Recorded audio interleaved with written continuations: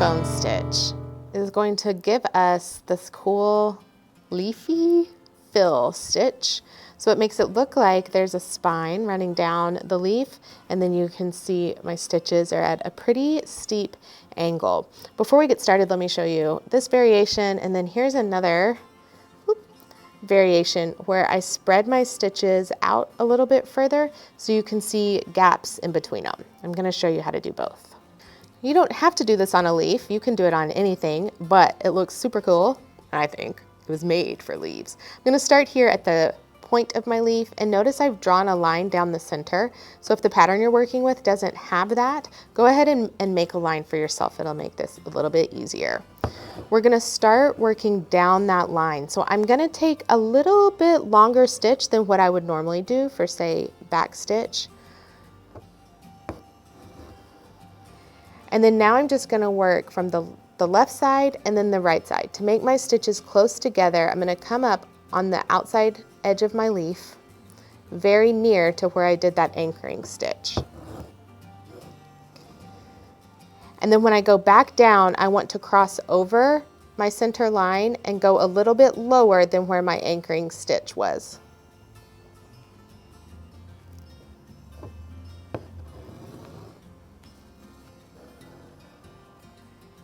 Okay, now I'm going to repeat the same thing on the right side. I'm coming up fairly close to my anchoring stitch. And then I'm going to cross over my line and come below where this stitch ended.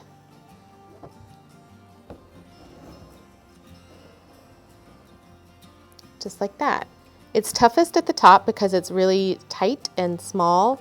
So just keep working and you'll start to see that spine taking shape down the center. And you'll notice how making sure you take a steep angle helps give your leaf the look that you want. If you're coming out too close to the side, straight out to the side, it won't have the same effect.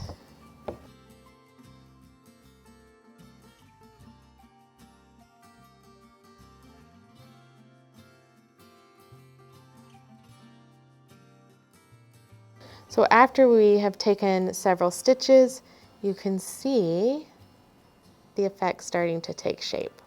Now, if I want to give myself a little bit of a gap, all I do is space out a little bit from my previous stitch. You'll be able to see your stitches crossing over a little bit more, well, more, when you start to add this gap. So it's not quite as forgiving as doing your stitches close together. You'll want to make sure that those overlapped edges are being consistent as well. Little gap and cross over. So I no longer have anywhere to go crossing over. So I'm just going to stay on one side. And again, I can keep everything spaced out and do a bit of a gap in between my stitches here, or I can keep them close together. And I'll just finish one side and then I'll go to the other.